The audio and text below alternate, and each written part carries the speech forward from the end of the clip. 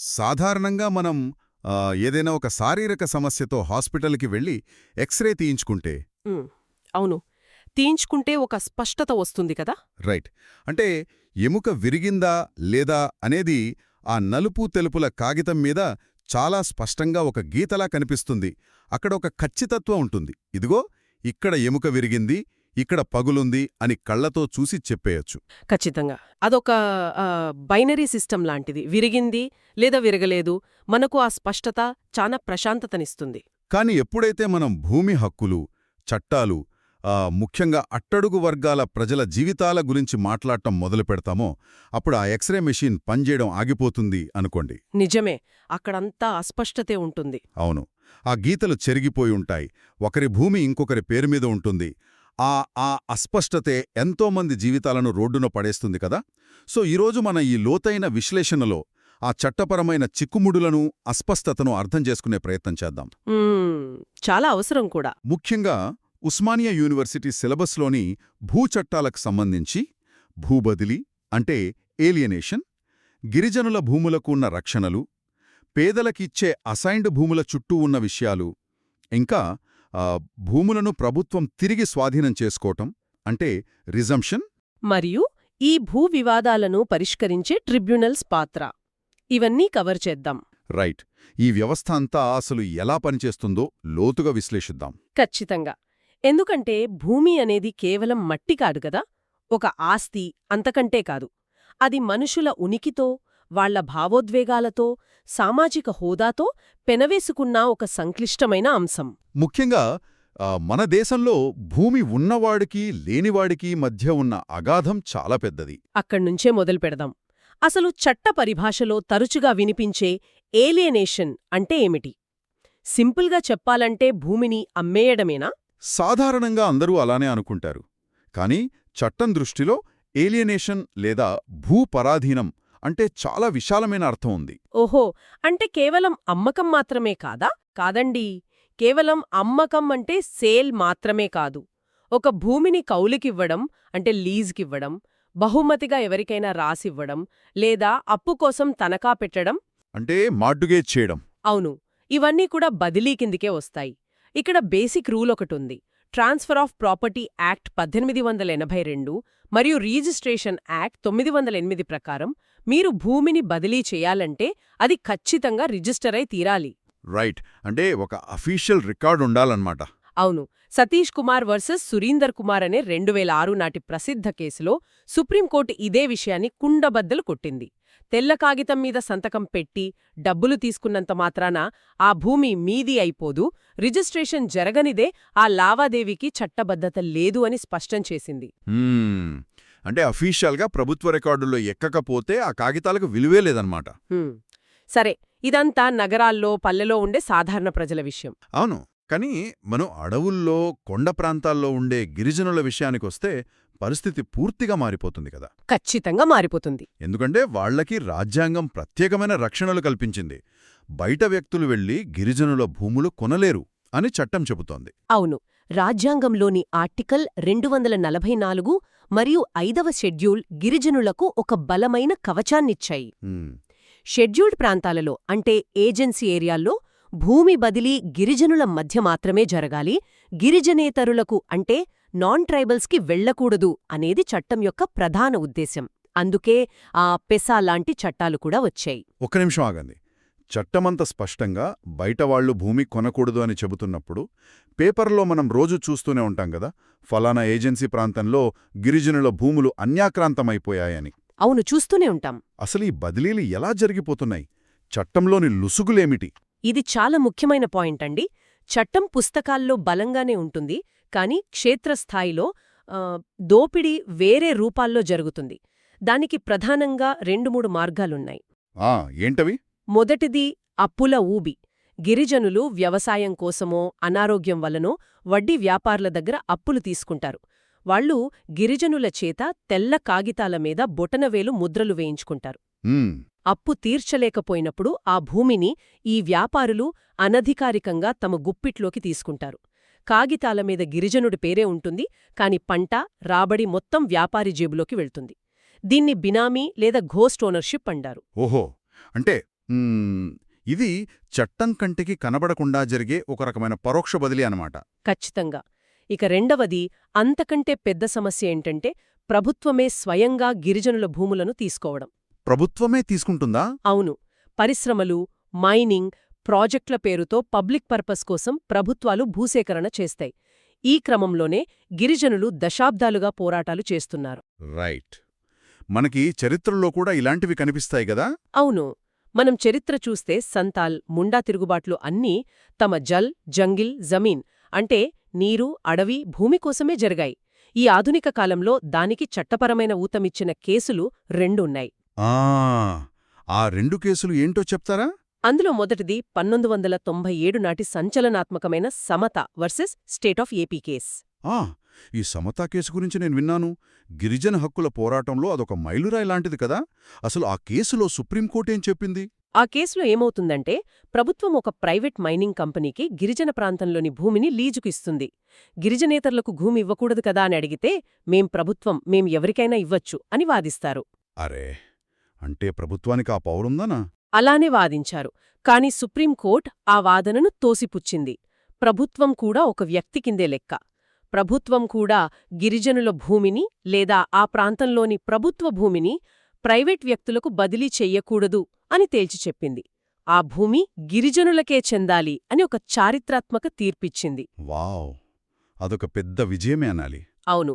ఇక దీనికి కొనసాగింపుగా 2013లో వచ్చిన నియంగిరి సురక్షా సమితి కేసు గురించి మనం ఖచ్చితంగా మాట్లాడుకోవాలి. నియంగిరి అంటే ఒడిశాలోని వేదాంత మైనింగ్ ప్రాజెక్టుకు వ్యతిరేకంగా జరిగిన పోరాటమే కదా? అవునండి, అదే.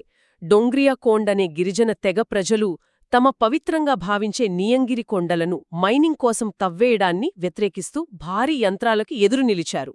ఆ కొండ వాళ్లకు కేవలం ఆస్తి కాదు, వాళ్ల దేవుడు, నియం రాజా నివాసం.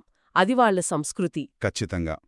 భూమి అంటే కేవలం డబ్బు కాదు కదా వాళ్లకి. అవును. సుప్రీంకోర్టు ఈ కేసులో ఎవరూ ఊహించని ఒక తీర్పిచ్చింది. మైనింగ్ ప్రాజెక్ట్ చేపట్టాలా వద్దా అనేది కంపెనీలు కాదు, ప్రభుత్వాలు కాదు, అక్కడి గిరిజనులు నిర్ణయిస్తారు అని చెప్పింది. నిజంగానా? అంటే ఫైనల్ పవర్ వాళ్లకే ఇచ్చిందా? అవును.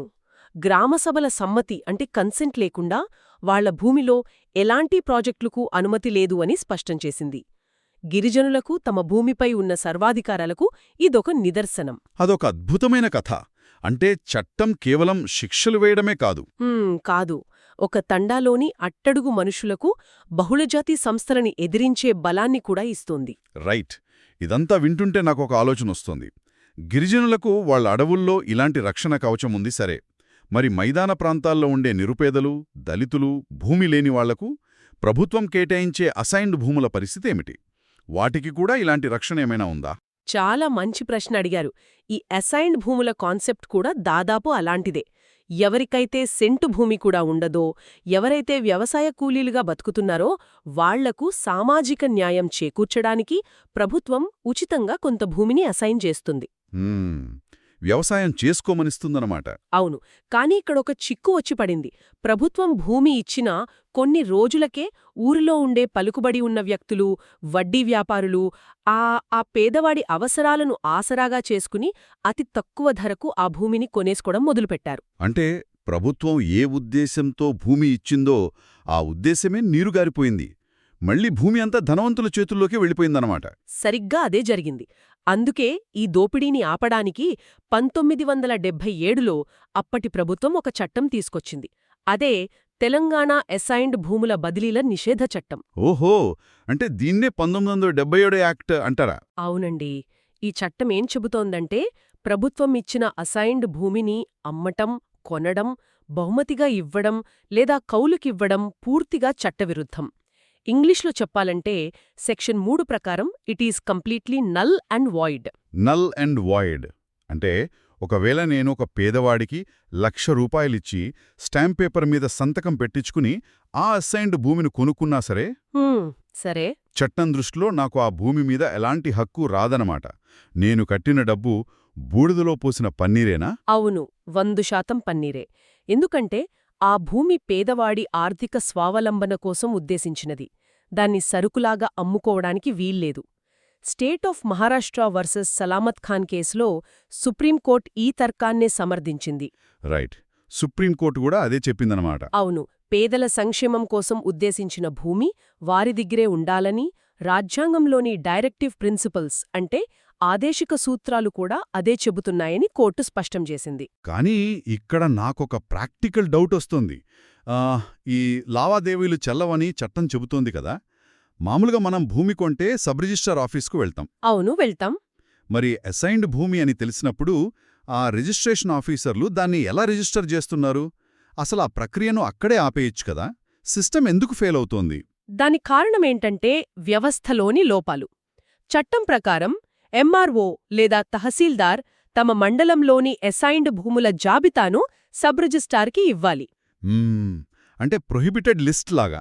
అవును, అంటే ఆ లిస్ట్లో ఉన్న సర్వే నంబర్లను రిజిస్టర్ చేయకూడదు అని అర్థం. కానీ వాస్తవానికి ఏం జరుగుతోందంటే చాలా చోట్ల ఆ రికార్డులు అప్డేట్ కావు, ఆ జాబితాలు సబ్ రిజిస్ట్రార్ ఆఫీసులకు వెళ్లవు. ఓహో, కమ్యూనికేషన్ గ్యాప్ అన్నమాట. అంతేకాదు, ఇంకొన్నిసార్లు రెవెన్యూ రికార్డుల్లో ఆ భూమి స్వభావాన్ని మార్చేసి, అంటే ట్యాంపరింగ్ చేసి, సాధారణ భూమిలాగా చూపించి రిజిస్టర్ చేసేస్తారు. అందుకే చట్టం ఉన్నా క్షేత్రస్థాయిలో ఆ భూములు చేతులు మారుతూనే ఉంటాయి. వినడానికే చాలా ఆశ్చర్యంగా ఉంది. అంటే ప్రభుత్వ అధికారుల మధ్య కమ్యూనికేషన్ లేకపోవడం వల్ల దళారుల పండగ చేసుకుంటున్నారన్నమాట. దురదృష్టవశాత్ అదే జరుగుతోంది. సరే, ఒకవేళ ఎవరైనా తెలియక, అంటే ఆ భూమి అసైన్డ్ భూమి అని గ్రహించకుండా వాళ్ల కష్టార్జితమంతా పెట్టి గుడ్ ఫెయిట్తో అంటే సదుద్దేశంతో కొనుగోలు చేస్తే వాళ్ల పరిస్థితి ఏమిటి? వాళ్లను కూడా చట్టం నేరస్తులుగానే చూస్తుందా? ఆ చట్టం అంత కఠినంగా ఉండదులేండి. దానికి కొన్ని మినహాయింపులు కూడా ఉన్నాయి. ఎలాంటి మినహాయింపులు? ఎవరైతే భూమి లేని నిరుపేద అయ్యుండి ఆ భూమి అసైన్డ్ భూమి అని తెలియక ఈ 1977 చట్టం అమల్లోకి రాకముందే సదుద్దేశంతో కొనుగోలు చేసి అందులో వ్యవసాయం చేసుకుంటూ బతుకుతున్నారో వాళ్లకు ఈ చట్టం వర్తించదు. వాళ్లని అక్కడి నుంచి వెళ్లగొట్టరు. ఓకే, అది ఒక మంచి విషయం. ఇంకా ఏమైనా ఎక్సెప్షన్స్ ఉన్నాయా? ఉన్నాయి. వ్యవసాయ అభివృద్ధి కోసం ట్రాక్టర్ కొనుక్కోవడానికో, గొట్టకు బావి తవ్వుకోవడానికో బ్యాంకుల దగ్గర ఆ భూమిని తనఖా పెట్టడాన్ని బదిలీ కింద పరిగణించరు. అది చట్టబద్ధమే. అదొక మంచి ఊరట. కానీ ఎవరైనా కావాలనే చట్టాన్ని ఉల్లంఘించి ఒక 10 ఎకరాల అసైన్డ్ భూమిని అక్రమంగా కొన్నారనుకుందాం. ఇప్పుడు ప్రభుత్వం దృష్టికి ఆ విషయం వచ్చింది. అప్పుడు ఏం జరుగుతుంది? వాళ్లకి కేవలం ఫైన్ వేసి వదిలేస్తారా? లేదు. ఇక్కడే మనం భూముల పునరుద్ధరణ లేదా రిజంప్షన్ ఆఫ్ ల్యాండ్స్ అనే కాన్సెప్ట్ గురించి మాట్లాడుకోవాలి. ఎవరైనా చట్టాన్ని ఉల్లంఘించి భూమిని కొన్నా లేదా ప్రభుత్వం వ్యవసాయం చేసుకోమని ఇస్తే అక్కడ ఫ్యాక్టరీ కట్టినా పర్పస్ మార్చేస్తే. అవును, పర్పస్ మార్చినా సెక్షన్ 4 ప్రకారం ప్రభుత్వం ఆ భూమిని తిరిగి తన ఆధీనంలోకి తీసుకుంటుంది. దీన్నే రిజంప్షన్ అంటారు. అంటే దొంగిలించబడిన ఒక మొబైల్ ఫోన్ని పోలీసులు పట్టుకుని ఫ్యాక్టరీ రీసెట్ కొట్టినట్లుగా అన్నమాట. ఆ అక్రమ కొనుగోలుదారుడి పేరును రికార్డుల్లోంచి పూర్తిగా తుడిచేసి మళ్లీ భూమిని మొదటి స్థితికి తీసుకొస్తారా? భలే పోలికి చెప్పారు. ఖచ్చితంగా అంతే. కలెక్టర్ లేదా ఎంఆర్ఓ ఆ ఆక్రమణదారులకు నోటీసులిచ్చి వారిని అక్కడ్నుంచి ఖాళీ చేయిస్తారు. అవసరమైతే పోలీసుల సహాయం కూడా తీసుకుంటారు. ఓకే, మరి శిక్షలేమీ ఉండవా? కేవలం భూమి తీసుకుంటారా? శిక్షలు కూడా ఉంటాయి. సెక్షన్ 7 ప్రకారం ఆ ఉల్లంఘనకు పాల్పడిన వారికి 6 నెలల జైలు శిక్ష లేదా జరిమానా కూడా విధించే అవకాశం చట్టంలో ఉంది. 6 నెలల జైలు శిక్ష సీరియస్ విషయమే. మరి అలా స్వాధీనం చేసుకున్న భూమిని ప్రభుత్వం ఏం చేస్తుంది? తన దగ్గరే అట్టిపెట్టుకుంటుందా? లేదు. చట్టం ప్రధాన ఉద్దేశ్యం పేదలకు భూమి దక్కడం కదా.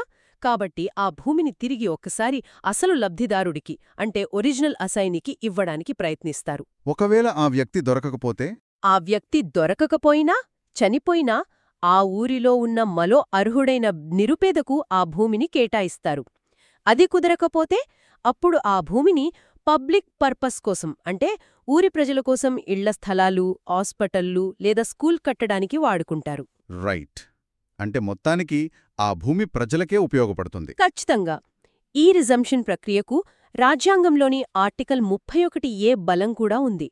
Narayana Rao versus state of AP లాంటి కేసుల్లో వ్యవసాయ సంస్కరణల కోసం భూములను స్వాధీనం చేసుకునే హక్కు ప్రభుత్వానికి ఉందని కోర్టులు ఎన్నోసార్లు స్పష్టం చేశాయి. వినడానికి బావుంది. కానీ ఇక్కడ నాకొక అనుమానం వస్తోంది. చెప్పండి. ఇదంతా వింటుంటే ఎంఆర్ఓ లేదా తహసీల్దార్కు విపరీతమైన అధికారాలున్నట్లు అనిపిస్తోంది. ఆయన ఒక పొలం దగ్గరకొచ్చి నువ్వు చట్టం ఉల్లంఘించావు, బయటికి వెళ్ళు అని ఆర్డర్ పాస్ చేస్తే అది తప్పైనా ఒప్పైనా పౌరుడు భరించాల్సిందేనా? ఒకవేళ ఆ అధికారి అవినీతికి పాల్పడితే ఆ వ్యక్తికి న్యాయమెలా జరుగుతుంది? మీ ఆందోళన అర్థమవుతోంది.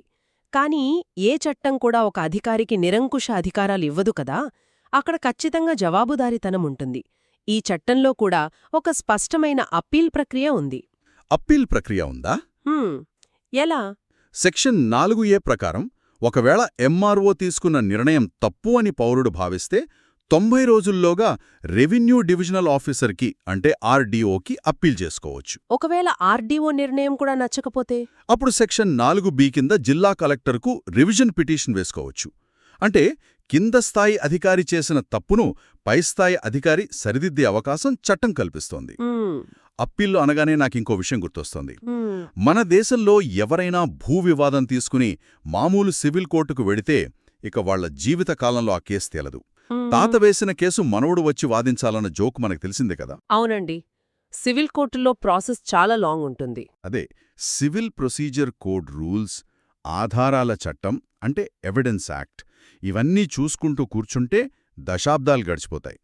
మరి ఈ జాప్యాన్ని నివారించడానికి చట్టంలో ప్రత్యామ్నాయమేదీ లేదా? ఖచ్చితంగా ఉంది. ఆ జాప్యాన్ని నివారించడానికే ప్రభుత్వాలు ప్రత్యేక ట్రిబ్యునల్స్ని ఏర్పాటు చేస్తున్నాయి. ఉదాహరణకు తెలంగాణలో ఏర్పాటు చేసిన ల్యాండ్ డిస్ప్యూట్ ట్రిబ్యునల్స్. ఓహో, స్పెషల్ ట్రిబ్యునల్స్ అన్నమాట. అవును. పర్యావరణ సమస్యల కోసం నేషనల్ గ్రీన్ ట్రిబ్యునల్ అంటే ఎన్జీటీ, అపార్ట్మెంట్స్, రియల్ ఎస్టేట్ వివాదాల కోసం రెరా ట్రిబ్యునల్స్ లాంటివి అన్నమాట. సాధారణ కోర్టులకు ఈ ట్రిబ్యునల్స్కి ఉన్న ప్రధాన వ్యత్యాసమేమిటంటే మీరు చెప్పిన ఆ కఠినమైన సిపిసి, ఎవిడెన్స్ యాక్ట్ నిబంధనలు ఇక్కడ పూర్తిగా వర్తించవు. వర్తించవా? మరి తీర్పులెలా ఇస్తారు? ఇవి సహజ న్యాయ సూత్రాల ఆధారంగా అంటే న్యాచురల్ జస్టిస్ ఆధారంగా పనిచేస్తాయి. ఇరుపక్షాల వాదనలు విని త్వరగా ఒక ఆచరణాత్మకమైన నిర్ణయం తీసుకుంటాయి. అంటే నాకు గుండె జబ్బు వస్తే జనరల్ ఫిజిషియన్ దగ్గరికి కాకుండా ఒక స్పెషలిస్ట్ కార్డియాలజిస్ట్ దగ్గరికి వెళ్ళినట్లుందన్నమాట. ట్రిబ్యునల్ అంటే భూచట్టాల కార్డియాలజిస్ట్.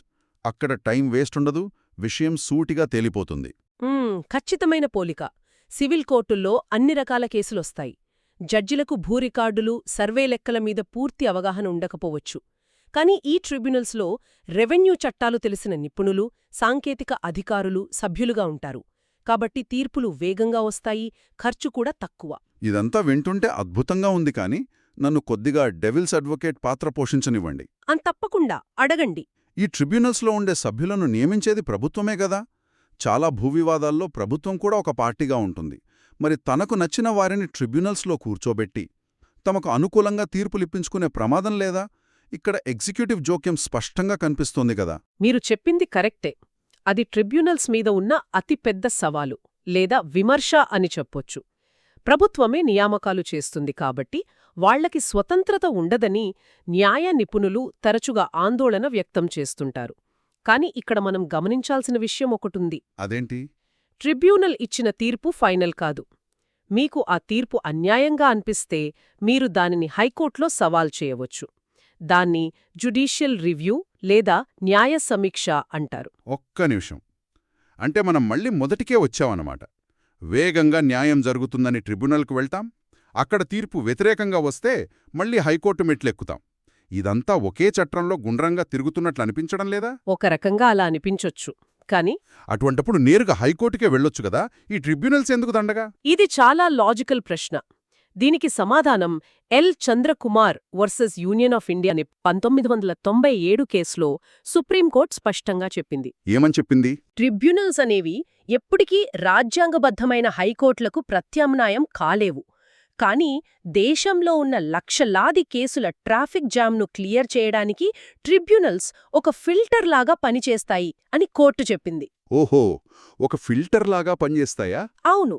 అంటే 100 కేసులుంటే అందులో 80 కేసులు ట్రిబ్యునల్ స్థాయిలోనే పరిష్కారమైపోతాయి. మిగిలిన 20 మాత్రమే హైకోర్టుకు వెళ్తాయి. దీనివల్ల వ్యవస్థపై భారం తగ్గుతుంది. ట్రిబ్యునల్స్ ట్రాఫిక్ జామ్ను క్లియర్ చేస్తే హైకోర్టు ఒక సూపర్ ట్రాఫిక్ కాప్లాగా అంతా సవ్యంగా జరుగుతుందా లేదా అని పర్యవేక్షిస్తుంది. ఇదొక చెక్స్ అండ్ బ్యాలెన్సెస్ వ్యవస్థ. వావ్, ఇది చాలా స్పష్టమైన వివరణ అండి. ఈరోజు మనం చేసిన ఈ ప్రయాణాన్ని ఒక్కసారి వెనక్కి తిరిగి చూసుకుంటే ఉస్మానియా యూనివర్సిటీ సిలబస్లోని ఈ చట్టమనేది కేవలం లా పుస్తకాల్లో నల్లటి అక్షరాలతో రాసిన్న డ్రై సబ్జెక్ట్ కాదు. అదొక సజీవమైన ఆయుధం. ఖచ్చితంగా అదొక సజీవ ఆయుధమే. అది డోంగ్రియా కోండ్ గిరిజనులకు తమ పవిత్రమైన కొండలను కాపాడుకునే కవచంలాగా నిలబడింది. పొలం దున్నుకునే పేదరైతు భూమిని పెద్దలు లాక్కోకుండా కాపాడే కాపలాదారులాగా నిలబడింది. చట్టాలు ఉన్నది ఎవర్నో శిక్షించడానికి కాదు, అట్టడుగు వర్గాల హక్కులను రక్షించడానికి అని ఈరోజు మన చర్చలో చాలా స్పష్టంగా అర్థమైంది. నిజమే. చట్టం ఎంత బలంగా ఉందో దాన్ని అమలు చేసే వ్యవస్థలో నిజాయితీ కూడా అంతే బలంగా ఉన్నప్పుడే ఆ చట్టానికొక అర్థం, పరమార్థముంటుంది. ఖచ్చితంగా. అయితే ఇదంతా విన్న తర్వాత నా మొదలో ఒక సరికొత్త, కాస్త భయపెట్టే ఆలోచనొస్తోంది. మునుపటి కాలంలో భూరికార్డులు కాగితాల మీద, పాత పుస్తకాల్లో ఉండేవి. ఆ ఊరి పట్టువారి లంచం తీసుకుని పేర్లు మార్చేసేవాడు, లేదా రికార్డుల గదిలో అగ్ని ప్రమాదం జరిగిందనో, ఎలుకలు కొరికేసేయనో సాకులు చెప్పేవారు. అవును, అదొక పెద్ద సమస్యగా ఉండేది. కానీ ఇప్పుడు మనకి తెలంగాణ ప్రభుత్వం ధరణి పోర్టల్ లాంటి వ్యవస్థలతో భూరికార్డులన్నిటినీ డిజిటలైజేషన్ చేసేసింది కదా. అంతా ఆన్లైన్లో, క్లౌడ్లో సేవ్ అయ్యింది. మరి ఈ అత్యాధునిక సాంకేతికత వల్ల భూ ఆక్రమణలు, దొంగ రిజిస్ట్రేషన్లు పూర్తిగా ఆగిపోయాయని మనం ఆనందించవచ్చా? అదొక పెద్ద ప్రశ్నే. లేక ముందు ముందు మోసగాళ్లు ఆ సిస్టమ్స్ను హ్యాక్ చేసి కొత్త రకమైన డిజిటల్ భూ ఆక్రమణలకు తెరతీస్తారా? ఒకప్పుడు ఫిజికల్ ఫైల్స్ మాయమైనట్లు రేపు ఆన్లైన్ డేటాబేస్లో మనకు తెలియకుండానే పేర్లు మారిపోతే పరిస్థితేమిటి? మనం ముందు మాట్లాడుకున్నట్లు ఎక్స్రే మిషన్లు అప్గ్రేడ్ అవుతున్నట్లే దొంగతనాలు కూడా కొత్త రూపాలు సంతరించుకుంటాయా? సాంకేతికత ఎప్పుడూ చట్టం కంటే ఒక అడుగు ముందే ఉంటుందా అనే ఒక ఆసక్తికరమైన ప్రశ్నను ఆలోచనకు వదిలేస్తూ ఈనాటి ఈ లోతైన విశ్లేషణను ముగిద్దాం. మళ్ళీ ఇంకో ఆసక్తికరమైన అంశంతో కలుద్దాం.